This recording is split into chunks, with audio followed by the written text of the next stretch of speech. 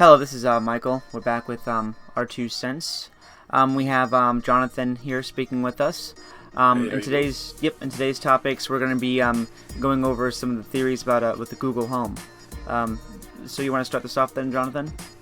Yeah, no, see, the one question I've been asking and trying to figure out, does our Google Homes constantly listen to us? And if they are, what all have they heard us say, or are they saving what we're saying as well? See, I've been going around and like doing a little bit of research, and it's apparently even up to a whole year ago, from now to a year ago, Google Homes have recordings of us, think questions we have asked from now to last year, and they have it saved. And the even weirder part is you hear your own voice in these recordings.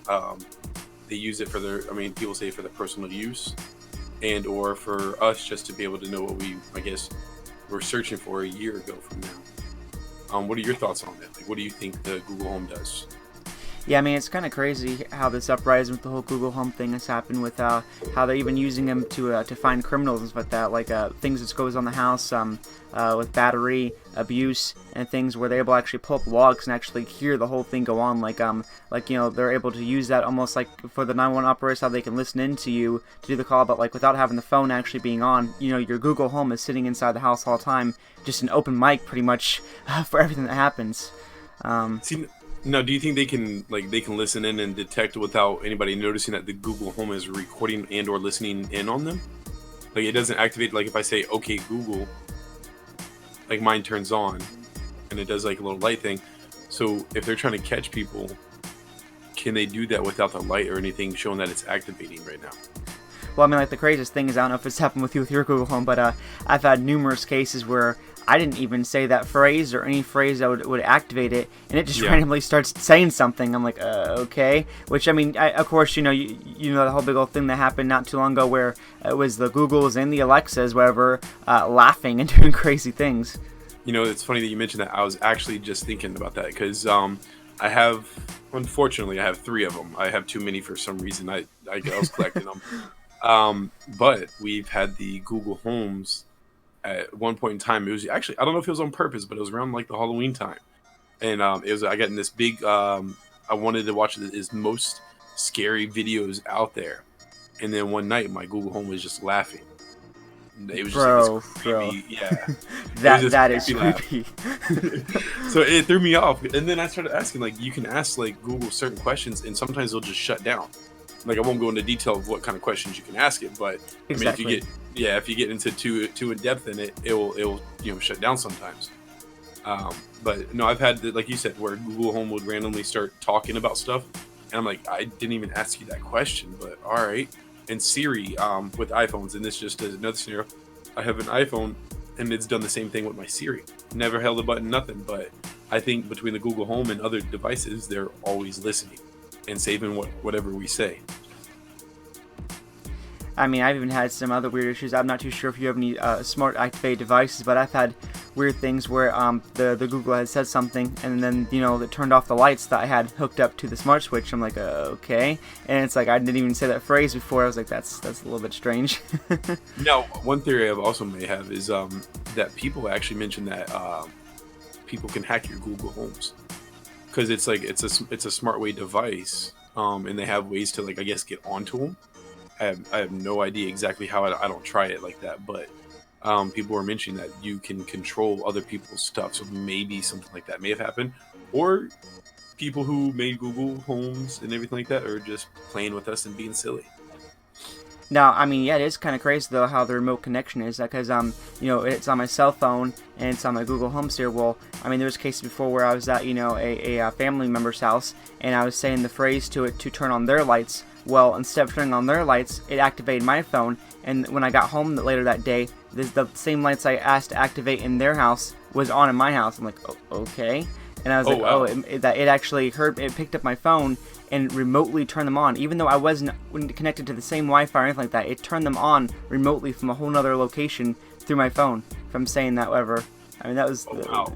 so yeah. I mean, the way these things are tethered and remote connected, it really wouldn't surprise me that somebody on the other end in the Google Penthouse up there can have full access and activate and listen to all these mics. It's almost like that. I mean, you've seen that Batman movie, right? Where it's like they have all the screens in New York, in Gotham, where it's like they can tune in and listen to every single cell phone. Yes. Well, I mean, think of the network of. I mean, that's another whole conspiracy in itself with the cell phones. But I mean, think of all these different smart devices that we're putting on the network nonstop. That's like a whole network of them to reach out at. What if they have some sort of operating system of some sorts where they can click and live listen to like everything, and they know exactly where it's at? Because each Google Home, when you set them up, you put your address in on it, so it's like funny? Pinpoints you. Yes, not only are you you're putting your address and everything in, but you're also given it access to your cell phone. Yes. And everywhere you go. Like, I don't know if you notice what sometimes with the maps on the cell phones, it pins what location you visit the most, and it like kind of puts it as a save, like, oh, you're 27 minutes from here. So I wonder if your Google Home is attached to your phone. Does it have access to all the data and all the information that's in your phone, like right offhand? Truly, I think it's almost one and the same. I mean, it's a little bit different though for you because you are an iPhone user versus me with Android. We have our Google already tethered in the phone. Pretty much the Google app in the phone runs the whole phone with everything. Plus, it connects to my smart home devices and everything here. So it's almost one and the same for me. I'm not too sure though how it works though with an iPhone.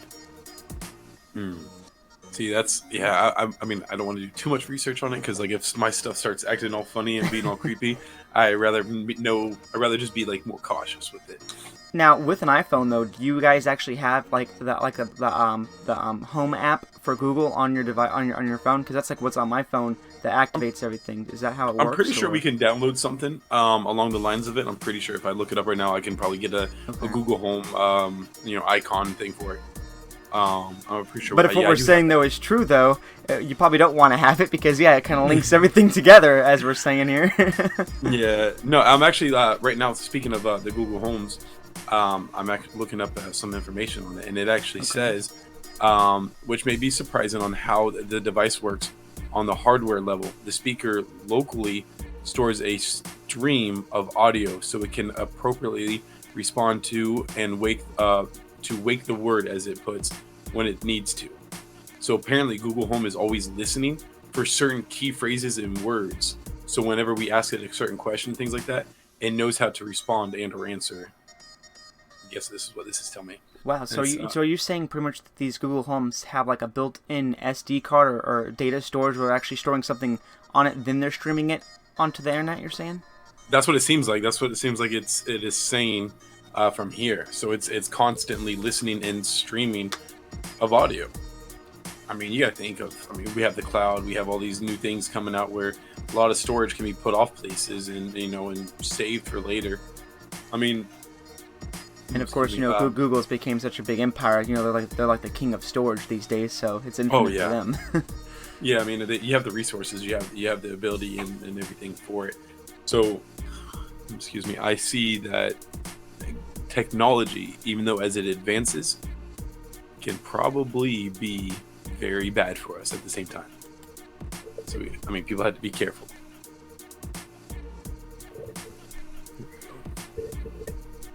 Now, as far as other things out there with Google, there's also these Google Watches and things like that, and a lot of these things have microphones in them too. You've probably even seen how they came up with a Google Glass. Remember that? To where it was really creepy, and they were actually telling people to take the glasses off before they go to the restroom because there was a camera built in on the glasses, and these people would wear them all around, and so it's making private areas that are normally private now being seen remotely, from Google. Oh, see, I did not hear about the Google Glass, but I'm looking at them right now. I just pulled them up on the computer. One, they go for under $2,000. Yes. Yeah, all right, and then they are camera. Yeah, there's a camera on it, and that's what I was saying. There was a big debate. It was on the news way back when they started making these things of how that the people who have that should take them off before they go to the restroom because pretty much essentially it's recording private things. So now think of a younger person who has this, and somebody from Google sees that person's business. Technically, that can be called child pornography. It's exactly. An underage person. So that can be bad for them. Yeah, they got to be real careful with what they're trying to release. But of course, though, Google has so many backers and back there that keep them from having any issues, and they put all the right labels in the right places to keep things like that from happening. That's one thing I can respect about Google is that, or any like major developer, they always know how to back themselves up, keep themselves out of getting in trouble, and then always try to do, technically what's right for them, not what's right for everybody else, really. But they're smart. They are definitely smart. Let's see. Is there any other Google devices that you know about that's actually kind of crazy? I mean, have you seen about the whole Google Wi-Fi mesh network that they're making now? I mean, they're just trying to really make sure that they connect all your devices and make sure they're streaming everything great, because they want to get the the best quality of your content, right? That's one thing I've heard of, where they have this. I think it's going through Xfinity, and I think it has to do with something with Google. They want all devices connected and protected. But yes, I've heard of that. Connected and protected. Yeah. Yeah, and I think the reason why they want everything to be connected and protected technically is so every single device in every single part of the rooms can probably hear and or see. Because you got to think, we have cameras now on our phones, like right now, and even they even tell you to tape up your webcams if you're not using it, so that way people cannot and cover the mics. So that why people on laptops and people who have plugged in their webcams aren't being seen. I know a lot of ladies had the scared thoughts that them changing in their rooms and everything. But technology is so superior now. Government type people can easily hack into your low grade system and sit there and spy on you, look at you. Doesn't know that's probably not what they're looking for, but they can do it easily. Well, remember even Google came out with these televisions that had cameras built into them at one point. That was a real big thing. Yeah, that stuff. And when they're saying it's connected and protected, one thing I'm thinking of is, okay, so is that almost saying that everything now that's connected, if it's all through Google, so that means all your home, camera systems and security systems now, do they have access to it? Think about all the Ring and also Google's Nest that just came out. So now you have all these cameras and it's a baby monitor, it's this and that, and they're watching. Well, not just you're watching, anybody can access this stuff and watch it. Yeah, so that's another thing too, is that the Nest, it can be beneficial, but other people can, like I said, hack in and watch. Like right here, it's stating that it's waking up 1,000 times per day, recording and sending those clips to Google servers. All this is done quietly, and it's just right there. Everything is being done quietly, swiftly for them. And then under our nose, we're not noticing it. And even with this Google, with the whole temperature control thing, think of what happens if somebody were to hack that and put it to where they set for 90 degrees and possibly cause like a house to burn down or something, cause like the furnace to click on or something. Think of all these implications that could cause devastating results. Well, yeah, even that. Let's just say if somebody is really hateful and wants to do something like that. You have these people who had to have certain temperatures for their body because they're elderly or something, and that they need to be a little bit cooler or a little bit hotter. And then let's say they turn the thermostat up to 90, 95, or whatever it would be, and that person can't move appropriately and is sweating and can't really breathe. It's hot, lungs are shortened with air, and then they don't wake up in the morning. That kind of stuff would be scary. Like I would hate to hear about stuff like that. But there's so much you can do with this thing. It's insane. And now Google is being so optimistic that now they're coming out with Google cars. They already have been test driving them. What, in California so far, is where the whole head of it is. Let me see. Think about this now. When all of a sudden everything's being completely controlled by Google. How long do you think it's going to be? Do you think before Google actually maybe tries buying out Amazon? Amazon's up there, but Google wants to own it. Yeah, who was just bought out not too long ago? Oh man, I'll have to think about it because I remember somebody was bought out not too long ago. But back to the Google car thing. I'm looking at it now. Yes, the Wyoming or Waymo LLC. So it's a business. They're trying to get the driving technology developed So they've started since December 6, 2016 and April of 2017. Unlimited trial self-driving taxi services in Phoenix, Yes. Arizona. See, that would be insane. What would you do if you saw like a taxi with nobody in there driving? I mean, Google is really heading towards the whole Skynet thing. I mean, have you seen all the stuff out there of how that pretty much they're replacing security guards with these fully autonomous robots that can drive around and check on the parking lot and make sure and they actually scan everybody's license plate. Now, what are they going to do with all that license plate information? I mean, they have all of these people's personal data now by scanning everyone's license plate. I mean, I guess they already have everyone's personal data anyway. They have their phone and they have where they live. I mean, they know everything about you. See, that's another thing too. Is like, I mean, people have to really watch some of these movies, like iRobot, and then man, I can't think of the other. There was another movie out like that where the Terminator, things like that. Yeah, technically, yeah. But technology eventually will take over. Like a lot of our jobs, I mean, like let's think of the McDonald's employees right now. I'd rather go into the McDonald's workplace and tap on a screen and make my order right there than talk to somebody who can, one, probably not hear me, two, doesn't really like their job, so they're annoyed with my voice, and then they get mad at me, or three, they're just having a bad day and then they just start problems. When I can just walk 10 feet the other direction, tap on the screen, get my order the way I want to get it, type it all in, and then so be it. So, and then there's other big factories that will have things building the machines itself for them instead of people. And then I mean, I really feel like in the era that we're in now, technology will take over, and we could easily be eliminated. I mean, it's very true. I mean, I can't lie. I do it myself. Every time when I go to Taco Bell, they have that thing. I'd rather go hit the buttons on the kiosk than actually go talk to the person. And the nice thing is, you know exactly how much you spend, and you can edit and add that cart with saying, oh, well, how much is this? And we do want this, and oh, yeah, what's that about? Yeah. It saves a lot of time. Yeah, no, don't get me wrong. No, there are sometimes we'll go to certain locations and talk to the person, because I also like interacting with people. I don't want it all to be about technology. I'll stay to like a low technology type thing. Like, yeah, I like computers, things like that. But I'm not going to go above and beyond and get all this extra stuff that I really don't need or truly believe in either. I mean, what do you think, though, that when the creator who was originally creating this Google, do you think that they ever had this intention or ever think that it would get this big with technology?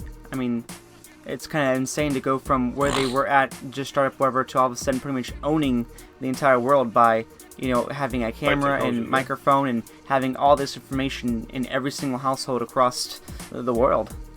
I don't believe anybody really has the true plan of like thinking like, hey, I'm gonna do this, I'm gonna shoot for the stars, do this. They always start out like at a slow step and then say, hey, if I can do that, then I can do this, this, and this. So they complete 1, 2, 3, and 4, and then they keep going, and then that power hunger strikes, and they want to keep going and going and going. I think that's what's going on with Google. Like, that's why Google and everybody, like, they want to buy out everybody. I mean, now we have a bunch of satellites that's about to make the world Wi-Fi free and everything like that. Like, they have Wi-Fi, I think it's for free for everybody all over the world. They're sending satellites out like crazy for this kind of stuff. Yeah, who is that that's making that? That's that one guy with the electric cars, Tesla? right? Yeah, the Tesla guy. Well, the guy who made the Tesla vehicles. What's his name again? Elon Musk, I believe. Yes, Elon Musk, whoever. Yeah. Yeah. The guy who sent a fancy one of those first everlasting electric cars up to, what was it? Did he send it to Mars or was it to the moon? He sent it out up there somewhere. It's crazy, whatever. Yeah, it might be Mars. I know. I mean, Okay. don't quote me on that, but I can try to look it up. But I know a lot of people have been talking about Mars lately because apparently there's is it livable air, or there's some type of stuff. Something was on Mars that somebody was talking about too recently. There always seems to be some big fascination about Mars. I don't know how you are, but like always growing up as a child, when they started teaching about the planets of that, Mars always seemed to be that one thing that was like in fascination. I'm not too sure if it's the same way with you or not. It's like something about the human race. We're just fascinated with this one place in Mars, I think.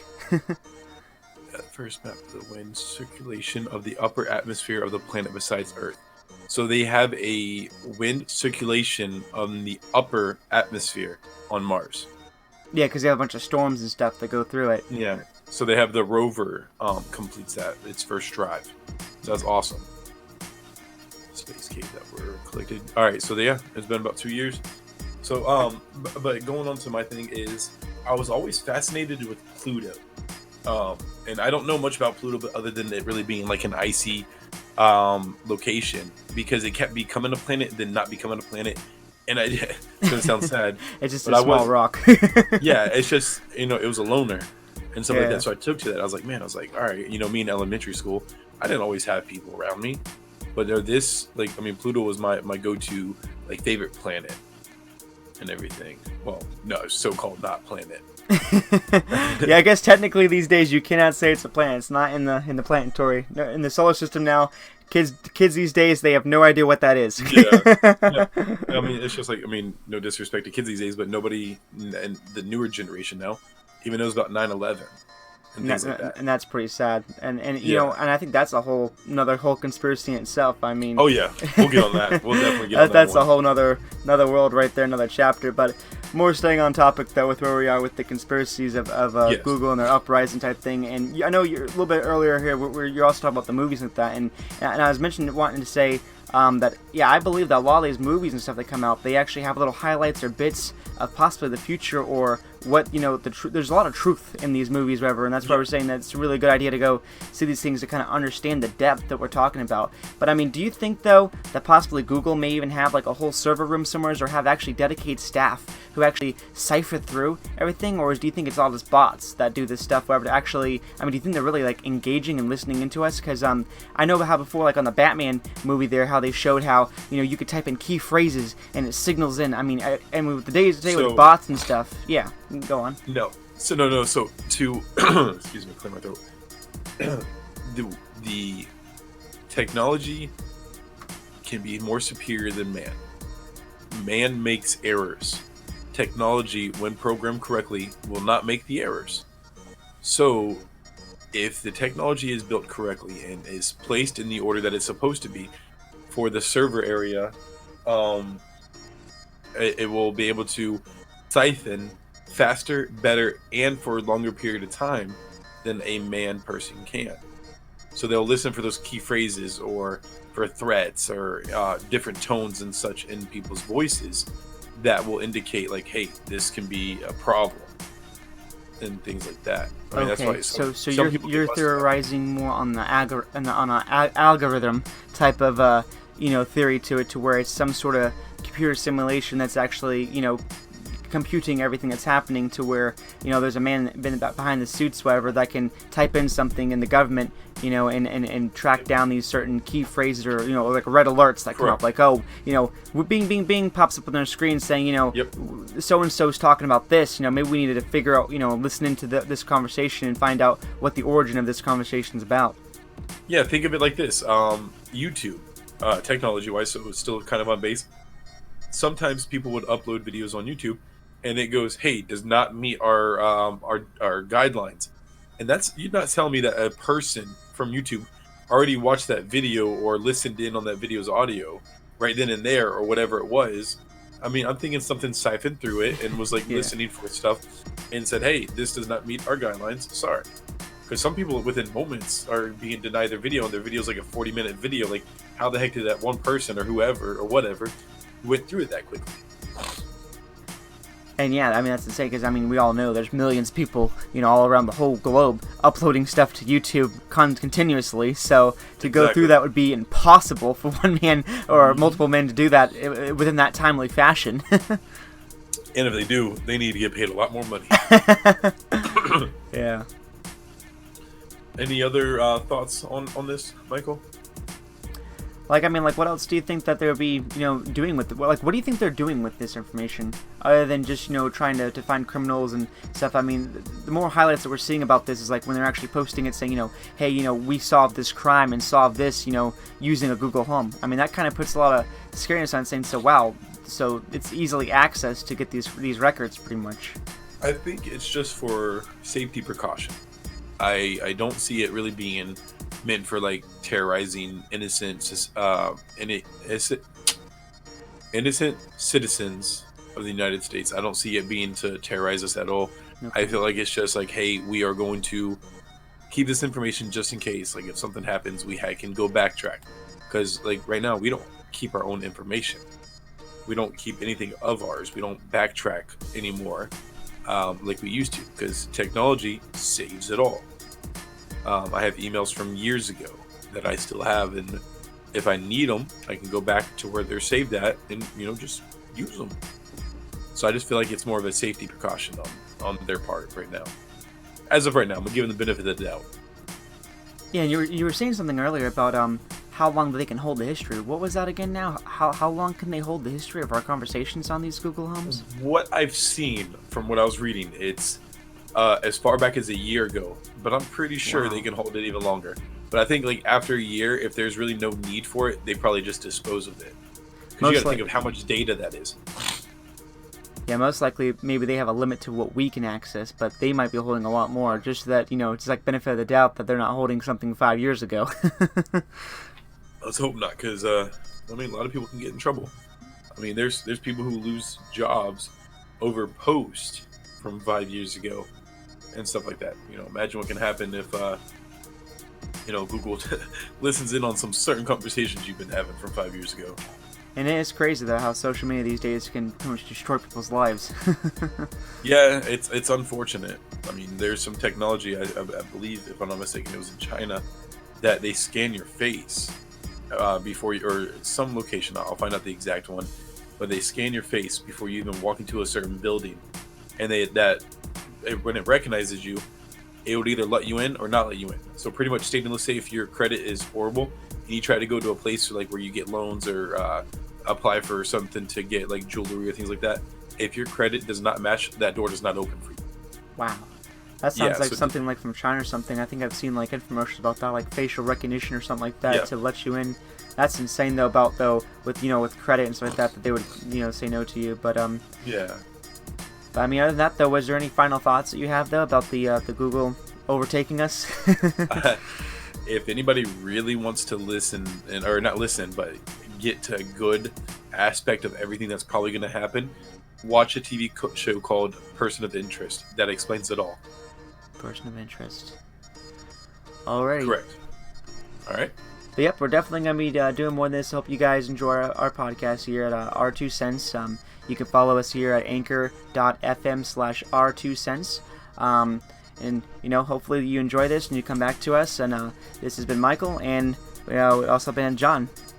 All right, y'all take care now. Yep. Till next time.